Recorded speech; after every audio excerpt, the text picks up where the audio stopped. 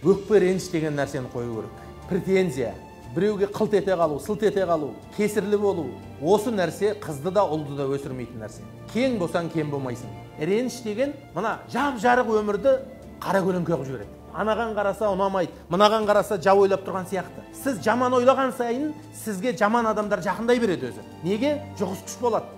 Сіз бір ұрыны қазір апарып вокзалдан түсірші, 3 күннен кейін өзі сияқты ұрыны тауып алады. Немесе бір профессорды апарып тасташы, 3 күннен кейін бір профессормен шай ішіп отырады. Әркім өзіне ыңғайлы адамға жақындай.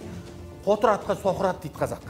Сондықтан да сіз жақсы ойласаңыз, жарқын жүрсеңіз, сіз бәріне керексіз. Қылт-сылт, өкпешіл, реніші, обидасы, претензиясы көп адамды талантты болса да, дарын болса да ешкім керек қылмайды. Ал енді жарқын болса, мәмілең жақсы болса, кеңпейіл болсаң, кешірімді болсаң, талантың аз болса да, ақылың кем болса да, әйтеуір жұрт сені қасында ілестіріп жүріп, жақсылардың шарапатымен кісі болып кетесің.